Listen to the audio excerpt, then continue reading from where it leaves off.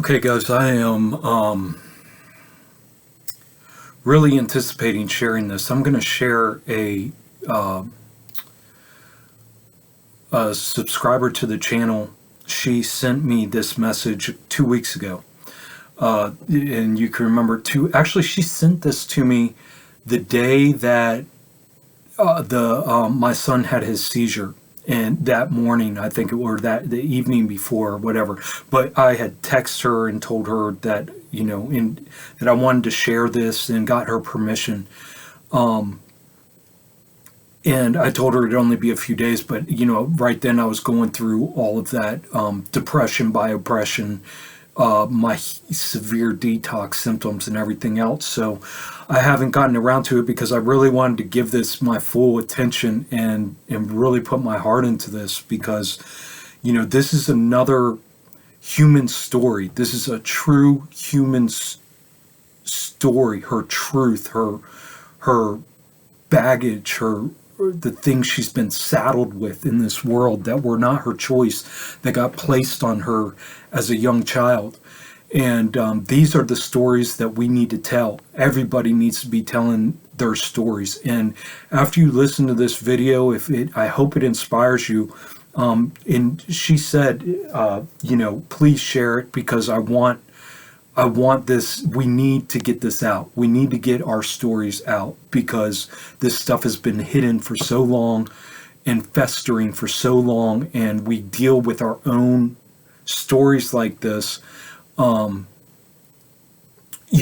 on our own in the quiet, and then we go outside and we put a smile on our face and we act like everything's okay, and we talk about football and we eat poisonous foods and we talk, and we gossip and we do all these nonsensical things that just, are coping mechanisms to be able to deal with the pain and the suffering that we're all dealing with in our own ways, that we experience being brought into this unnatural, unnatural toxic environments under abusive controlling systems of governance that do nothing but lie, manipulate, and use us. And so this was on she commented on my video, Weird and Gory Details of My Early Childhood, on the other channel. I'm going to be posting this on Embodied Souls, but this is from the Weird and Gory Details of My Early Childhood. That video I made several months ago, and it's posted to the Richard Swink channel. Her name is Jennifer Green. She says, okay, I've tried to leave this comment several times on my other account on a different device, but it would magically disappear just as I was about to post it. So I'm going to try posting it on a different account using a laptop instead of a phone. We'll see what happens. Now, this poor woman, not every time, but many times she has let me know, hey, I keep on leaving you messages, comments, and they just get erased every time. She tries from different, so she's constantly like rewriting this. You'll see how long this is. So this takes effort. The Matrix, this system of enslavement, does not want these stories to come out, does not want our truths to come out, because we deal and we put up with all this abuse and this suffering because we don't speak to each other. And that's how they keep us quiet, and that's how we silently suffer, and that's how we propagate. That's how we take part in propagating, by our silence, we take part in propagating this abuse and the abusive systems and the controls and the illusion and everything, and the manipulations and lies and everything else, by not speaking the truth, by keep holding our tongue, by not talking about the things that have scarred us in our lives. So I'm going to try posting it on a different account using a laptop instead of a phone. We'll see what happens. On my other account, I go by Jen and have left several comments on other videos of yours as of late. But anyways, there are, again, very big similarities and parallels in our stories. One of my first memories, if not the first memory I have ever had, was waking up and there was this being with a sort of human-looking face, except it was grayish green. with deeply etched lines and kind of pockmarked or something, which isn't quite accurate, but it's the only way I know how to describe it. It was getting in my face and mocking me because I was trying to scream, but no noise would come out. So this being was a few inches from my face, silently screaming at me in order to mock me. On the other side of the bed was this 10-foot tall kind of insect dude, or mantis maybe. It had a face shaped like Stewie's from Family Guy, with webbed feet, and I perceived him to be a greenish color akin to Kermit the Frog. He was obviously in charge, and he communicated telepathically, which I could hear, I suppose, via frequency. With the being that was in my face, so he was communicating telepathically, which she could hear, supposedly through frequencies. With the being that was in my face, something like, "I'm so sick of working with you. Would you just leave her alone and do your job?" The mantis-looking being had a tray of medical-looking instruments that was levitating between him and the bed. Now, I want to stop there real quick. The reason she's sharing this part of her story is because I had shared how when I had done my child work, healing, I had gone in one of my sessions and rescued my 3 or 4 year old self from these beings that were on top of me and in my room at the time. And they were not happy. I mean, prior to this, they had told me, we agreed you're never going to talk about this. You're not going to share this. So that's why she's sharing this. This might seem very strange if you haven't had an experience like this. But again, this is one of her very first memories ever when she was like 3 or 4 years old. The mantis-looking being had a tray of medical supplies-looking instruments that was levitating between him and the bed. I must have been about 3 years old, but I remember it like it was yesterday, and I'm 48 now. I was also a sleepwalker, which I did until I was about 7. I never made it to the mailbox, but I did make it outside once, and I was standing there crying on the porch in the middle of the night. So she's relating to how I told my stories of how I would sleepwalk when I was a young child, and I would wake up, in various places and things like that.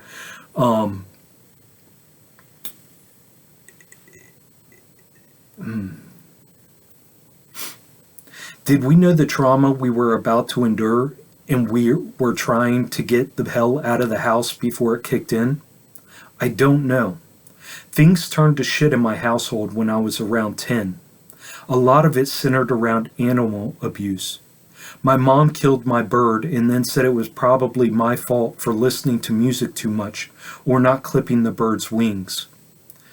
She moved me and my little brother in with an abusive drug dealer who killed 4 of my dogs in as many years. Dogs I didn't ask for because even though I loved animals deeply, I knew that my mom and her boyfriend would abuse and eventually kill them. I think because I loved them so much. And then say it was somehow my fault that they abused and killed the animals. So yes, in the way, so there's so many parallels between mine and her story in that these highly abused people like me and her, we are made to feel crazy. That's why we hold on so tightly to these stories and don't tell them for so many years until we're in our 40s, or however late we end up sharing these stories, or never dying with them and taking them to the grave, dying of cancer because we held them inside of us. So, if you did not grow up in that, now I know that we were all traumatized and abused just by our parents naming, numbering, and cataloging us into slavery systems after we were born, by allowing the state to inject highly toxic, heavy metals into our bodies at a very extremely young age, by traumatically teaching us human separation, by traumatically, abusively teaching us how to eat, sleep, and shit, eat poison, sleep, and shit, by enrolling us in state indoctrination centers. So we've all been traumatized and abused. But this here, in my abuse I suffered as a kid, is a certain type of abuse. This is an extreme Okay. And I go into it in my response to her on my exact thought process on this. But I just want to stop there because this can be very hard for somebody to believe and think that see, we get shunned away and we get dismissed. Our stories do when we even try to mention something, or we get called crazy when we try to mention something like this, because it's so, the story's so out there, and see, other people have their own suffering and they don't want to accept that somebody suffered more than them, because in order to cope they have to see themselves as the ultimate victim. So it takes a lot of empathy and a lot of understanding and a lot of courage and honesty for someone that didn't go through these things to be able to say, oh my God, I'm so sorry for what you went through, and actually rely on their that person's recounting and retelling of their story. Because we get, we hold on to these, we don't want to share. There's so much pain, hurt. We know it seems crazy to tell people these things, but the most important thing is to get these truths out there. This is a grown woman in her late 40s that is willing to share this story. She's not looking for attention. She's not looking to get money. She's not looking to get a prize. She's not looking for any of this stuff. She's looking to find answers. See, when you're this highly abused, the problem with people who weren't that highly abused, they become the purveyors of severe abuse and ridicule on these survivors of extreme abuse that she's describing here. Because again, I go deeper into that, but let's finish her story. This is very sad that children have to go through this. My mom started managing a bar at night, and my little brother went to, in the fact that they were, see, this is what these narcissistic parents do, is they would give her an animal because they knew she loved them so much, and within a year they would kill it, purposefully kill it, and then not only kill it, but then blame her that it died. So you can imagine, like, the psychological abuse we went through with these types of stories is just off the charts. For people like us, me and her, and other people who have their own severe abuse stories of this nature, to have made it this far and be able to, is just a sheer testament to how strong the human is, the soul is in a human, to be able to push this avatar, this biological being, to keep going no matter what. And you get to a point, and it seems like it's like in your 40s where you just can't take it anymore. You're done with all the lies, the manipulations, the bullshit. You're tired of hiding things. You're tired of hiding your story. You're tired of having to fit in and people please. You get tired of all these things. So, we finally start sharing our stories. And I urge you, if you have a story, and I don't care, we're not competing to see who was abused the worst as a child and who went through the most horseshit. We're not competing. This isn't a competition. This is a sharing of our experience. So it doesn't matter. I don't care if your parents were just passive aggressive with you in certain ways, and they used money or whatever they did to control you in their own ways. These stories need to get out, so please feel free to share your story, and I will share it in a video. This is the only way we end this madness. My mom started managing a bar at night, and my little brother went to live with my dad, so now she lost her one emotional connection that she had. So I was left alone with the drug dealer, who also used to be a pimp. He started giving me drugs, cigs, and alcohol at a young age. When I was 14, he got me stoned on some really strong weed, and I ended up kind of freaking out, which my mom and all my friends, whom I just recently realized were also abusive, acted like I was at fault and in the wrong for not being able to handle it. So that's important there, what she just said. I just recently realized she just recently realized that these friends from 35 years ago were also abusive. She didn't, because see, we cling on, those of us that have been abused like that, we cling to human contact. So people can tell us that they're our friends and they can abuse the fuck out of us in all these different ways, and just as long as they give us attention and show us a little bit of concern here and there, we just are like, oh, thank you, and we're constantly in that thank you and people pleasing mode. And now, like I said, now she's in her 40s, she's just recently realizing that these so-called friends of hers were abusive the whole time. It's not like anything changed. She just was finally able to just have enough of everything to have to face the truth of the matter, that nobody cared about her. Nobody ultimately cared about her. They were selfish, narcissistic friends and family and whatever else that she was surrounded with, who only had their own agenda, and they were feeding off of her suffering. They were feeding off of her energy. They were feeding off of her abuse and trauma.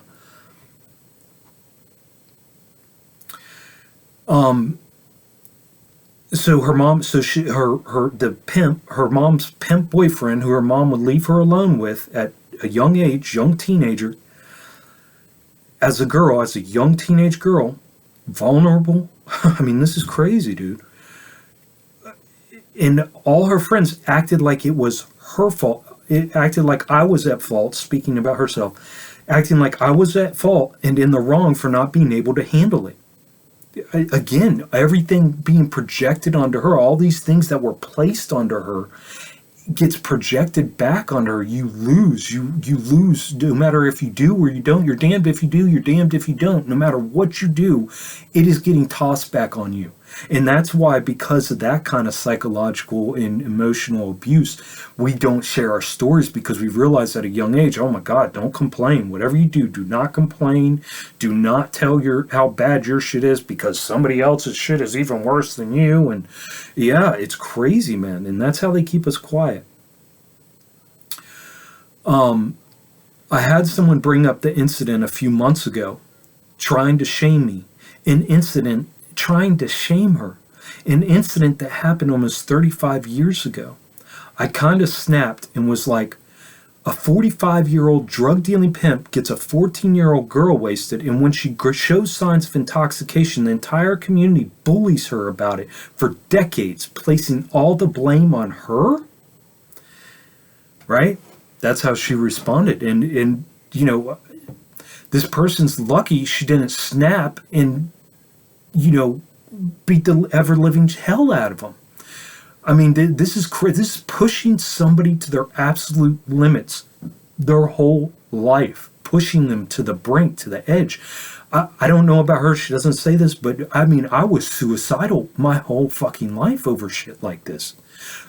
This close. I begged Jesus. I said, please, I would pray, praying for God to take my life, to take me as a sacrifice, to take me out of this misery and pain, to do anything, give me any kind of sign, anything. That's how bad it was at my childhood. I found naked pictures of me that her boyfriend had hidden, which must have come from an ex-boyfriend of mine, and I was blamed for snooping when I confronted my mom about it. I mean, how disgusting is this? This is the ultimate of abuse. This is as bad as it gets. Then there's the financial abuse, which I won't get into right now because there is so much of it. And that's the thing, is that our stories are stories of our lives and the incidents that have happened are so wrought with misery and suffering and stories of the wildest, craziest shit out of the ordinary that you wouldn't think, because again, the only reason it happens all the time, but the only reason it seems out of the ordinary is because we're told not to talk about these things. Society says, "Oh, don't go there. You got to love your mother. Your mother brought you into this world." Then there's the financial abuse, which we won't even get into right now because there's so much. The list goes on and on. My mom says she has nothing to apologize to me for. It's still to this day. So that means her mom's like pushing 70 right now, in her mid 60s at least, pushing 70, and her mom still is gaslighting her, still is saddling her, because see, once these narcissists, they cannot survive if they were to admit the truth and admit their fault and admit what they did. They would literally die. They'd probably die right on the spot. At that age, at 70 years old, they couldn't handle admitting to all of this and coming through with all this. It's impossible. They'll die. They can't handle it, because the only way they've lived is through their denial and feeding off of her energy. There's so many aspects to that. I mean, I don't want to go into it yet. Sorry, I kind of went off on here. It's apologizing for telling her story when I've been asking people to tell their stories. She apologized. That is the mindset that we come from, is that constantly feeling like we're a burden, constantly feeling like we're an inconvenience, constantly feeling like we're, putting somebody out by just sharing. I mean, it's unreal. It's sad. This is extremely sad, and I feel for this woman, and I'm so glad she reached out. And we are connected. We are all connected in this manner through empathy, through common understanding and empathy of other suffering and other stories. But at the same time, like I said, we were all traumatized. No matter if your parents were just smiling your whole life and like, hey, everything's great, look, and giving you everything you want, you were still traumatized and abused, period. Nobody's trying to downplay your story, but these are the stories that we need to tell, our truths. And again, you need to leave your comment on this story and tell your stories that way, and please leave comments of support. Even if you don't want to share your story, leave comments of support, so that way this woman knows that she's actually connected. Even one person leaving their comment of support on here, at least she knows there's other humans out there. Look, we don't need somebody to come and go, oh, poor you, oh. We don't need that. We need people to be honest. We need people to quit blaming things on other things and be honest and take power back and take control and recognize these things. That's it. We just need acknowledgement. We just need acknowledgement without judgment. Because like I said, if you weren't severely abused like this when you were young, you cannot understand what she is talking about. You can't watch a Hollywood movie and think that you know what she's talking about. Sorry, I kind of went off on here, and that makes me so sad. I mean, that really gives me goosebumps. It feels good to get it out, though, because, like in your case, no one will validate or admit to anything. It's like these people are denying your whole life story. And that was the end of her message there. Now I'm going to read my response to her. Jen, first, thank you for being courageous and honest in telling your story. You are the only one who suffered the severe mental, physical, emotional, and psychological abuse you describe here. You have now gotten it out of your head and shared it on a public platform for anyone to see. Your story will not die with you and remain hidden. You are powerful beyond words to have suffered in the ways you did. Your strength is beyond comprehension to have carried this trauma and abuse for decades, and having been gaslit all the way into being shamed and manipulated into believing any of it was your fault. The testament, her story is such a testament to the strength that is inside of all of us, to be able to carry on through unbelievable torment and torture as a young child, everything that happened to her would drive many people, and countless people have committed suicide over way less than this type of stuff. So for somebody to end up in their late 40s and still be surviving and pushing and digging and sharing now and getting it out is so powerful. It's I have goosebumps right now. My thoughts on why the community, friends, family, neighbors, acquaintances, etc., takes part in the gaslighting is that we are all operating in survival mode. This meaning that we all are suffering internally, but due to our toxic social environment and abusive culture that scorns anyone talking about their experiences in such a way, we silently carry our burdens. This causes us to harden ourselves and build walls and defenses, all in an attempt to protect that inner child from experiencing any more harm, pain, and suffering. So by the time we get through the programming of high school and all the abusive social games that entails, we end up straight in the workforce, where we will spend the rest of our lives with a knife in our backs to keep showing up every day or risk falling behind and losing it all.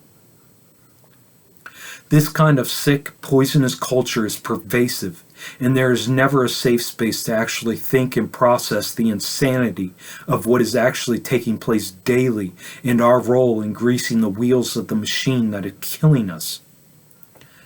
And it's all on purpose. It's all to keep us silent and keep us going and keep us focused and our attention away from ourselves and our healing and what is beneficial to us and our health and well-being. It drives us into addiction. It drives us into dopamine hits. It drives us into coping mechanisms. It drives us into lying. It drives us into hurting other people. It drives us into perpetuating the lie of I love you when we don't even love ourselves, and it's impossible to love somebody if you've never experienced the love for yourself. This is the illusion. This is the mechanisms of the machine that keeps us trapped in this illusion, in this falsity, in this lie, in this grand stage, this opera that we find ourselves in, where everybody's playing a character through their ego, and very, very, very, very, very few people, such a minute percentage of people, are actually living as in striving to live above ego, above materialism, above dopamine hits, above coping mechanisms, above addictions.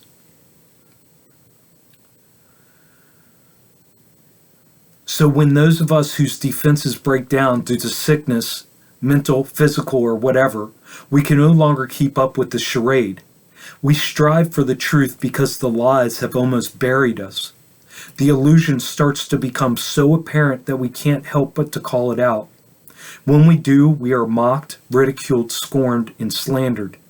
This is because our truth is a threat to the system that is built on people's shared agreement to the fantasy that everything is okay. This is why us sharing our stories is so powerful. It exposes what everyone knows deep within, that we are not living in a natural state of being conducive, we are not living in a natural state of being conducive to biological life. Everything we're living in is completely unnatural. It's all unnatural. It is all a construct of our enslavement. That's why you cannot say that you've healed. You cannot say that you're healing if you are constantly participating in breads and circuses, addictions, because it all propagates and promotes the enslavement. To become whole, to heal, which means to heal, to become whole, is to not need anything outside of you. Nothing. Nobody, nothing, anything.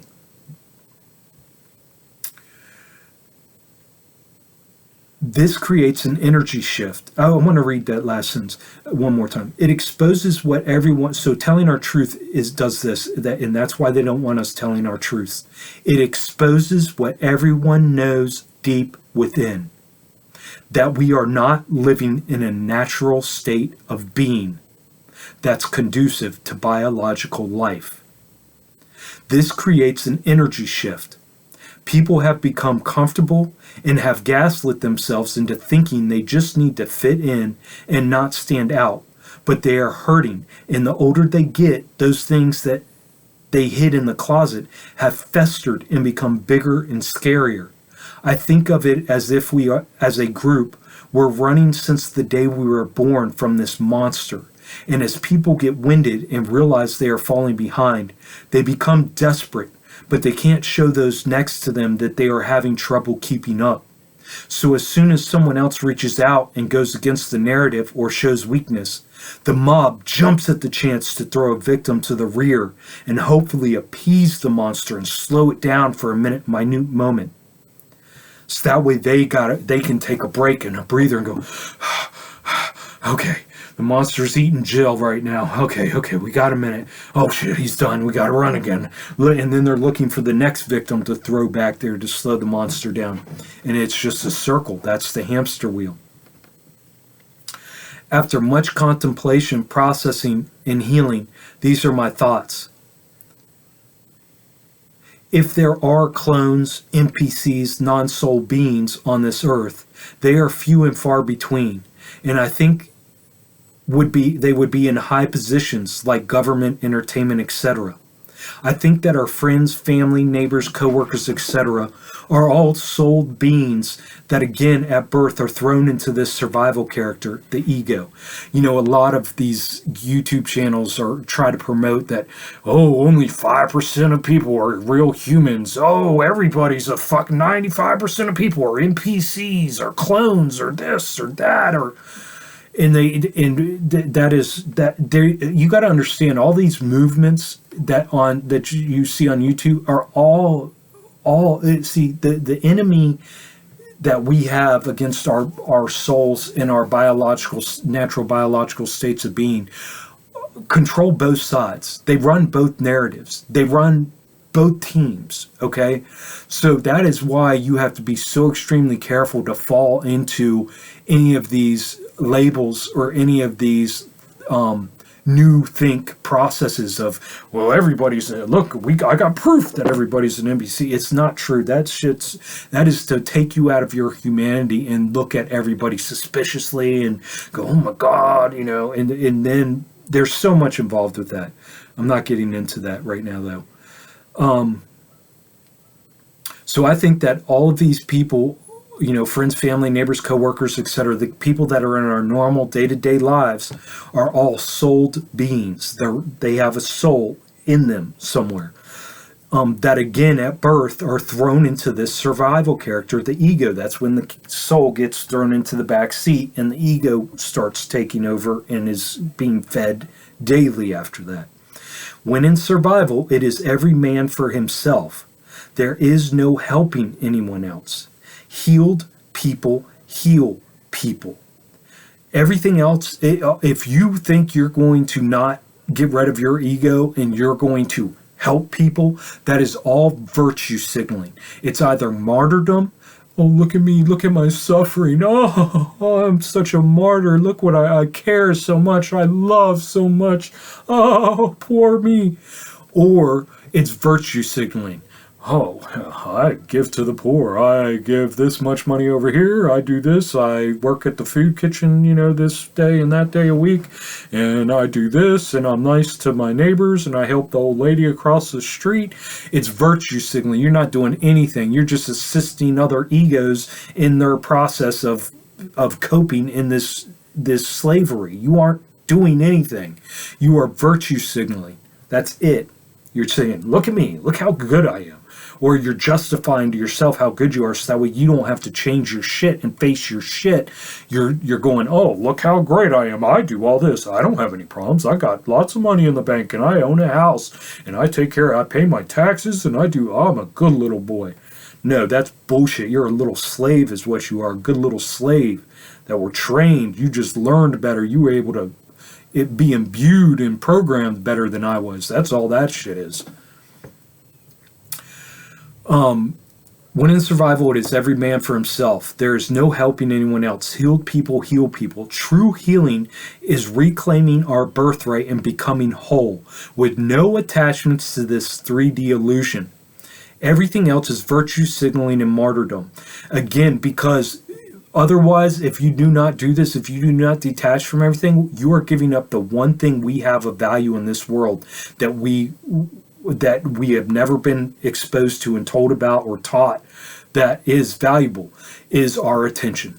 If you are partaking in these things, you are giving away the one thing that proves to yourself that you love and care about yourself and that you're going to take care of yourself and trust yourself by giving your attention everywhere else.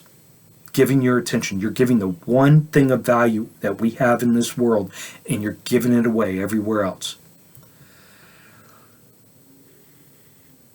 So from my experience, I just see all these people that defend my mom as being under the spell of their denial of truth. And in order to do that, they are addicted to comfort, entertainment, drugs, alcohol, food, bread and circuses, distraction of all types. Again, I was a highly functioning alcoholic for 25, 30 years, whatever it was. And I was shamed constantly, day in and day out, by my closest people around me, families, friends, all that shit, for being an alcoholic. As soon as I quit alcohol, I caught a severe addiction to sugar. And it drove me nuts. And I was telling all these people, because, I told them I quit drinking.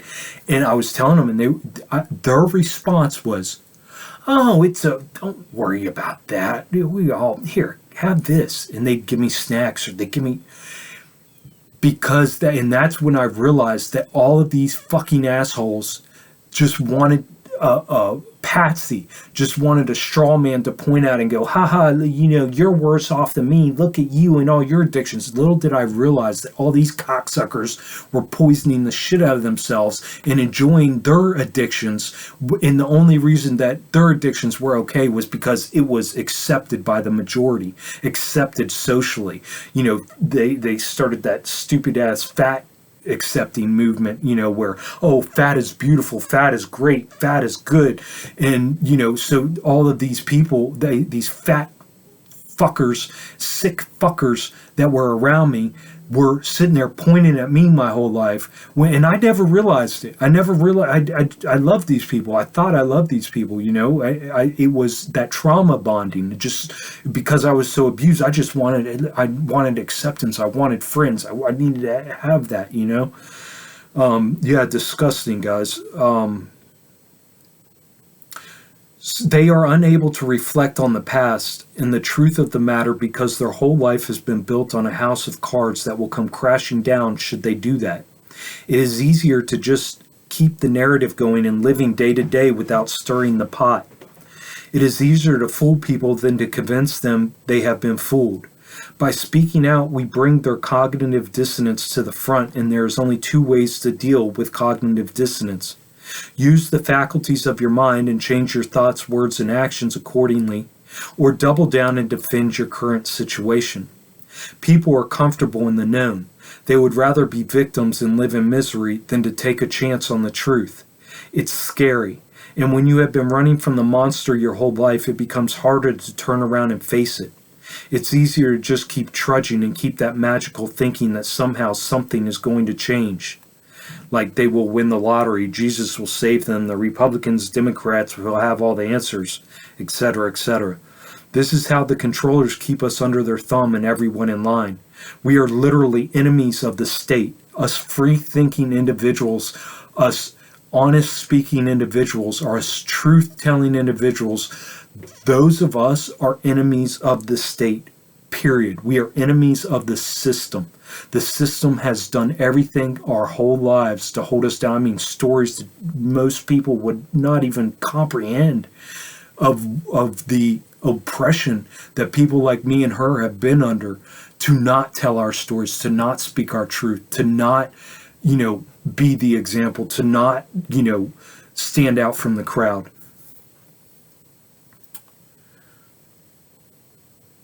We are a threat to their existence. Wow, so much to touch on here. From your experience at 3 years old to your current situation of still being shamed, guilted for your own abuse as a child. If you don't mind, I would like to do a video and read your comment and give these things a more in-depth justice at all the things at play and the points you mentioned. If you would rather me not, I understand and respect your decision. I will wait to see your reply before making a video. Either way, the power of what you did by sharing this portion of your story is an amazing testament to all those who happen upon it. I hope it brings you relief and opens new doors in your healing journey. Thank you so very much for opening up and sharing. Your honesty and courage are contagious. This account is only accessible by my phone, so please excuse grammar and not going deeper into responding. I hope your evening is well. Take care. She responded back, thank you so much for this reply. Your hypothesis is right on target about everything. No doubt about it. I would be honored if you did a video based on my comment. The more people that relate and stand up, the sooner we can get this show on the road. Again, thank you so much for your encouragement, thoughts, and deep understanding of the difficult matters at hand. I replied back, awesome. Yes, your comment meant a lot to me and inspired me, and I know it will inspire others. Our stories are so important, and humans can relate immediately to our truth. We are bombarded with lies, manipulations, and illusions, and the truth is just so powerful that it trumps all those things. Thank you again for sharing and your courage and honesty. It is much appreciated. I will be making the video in the next couple of days. It ended up being a couple weeks, again, because I wanted to give this all my attention and be clear-headed when I did it. And what I went through over the past 3 weeks was not the correct way to go about it. I don't force these things and just let them come in its own timing. Hope your day is going well. So that's it, guys. Jennifer, I just want to say, I love you. I love you as another empathic human, empathetic human, understanding human, compassionate human being. Not the type of love that, gets thrown around like I don't love you like I love my car or my possessions. I don't love you like I love having a good time. I love you in a very sincere manner that transcends boundaries and is more than words could ever express. You're loved, and I give you warm hugs, man. That's incredible what you went through. I'm so happy to have you here to share your story. I'm glad that you've been so courageous your whole life to be able to keep going. And thank you so much. Thank you so much for sharing.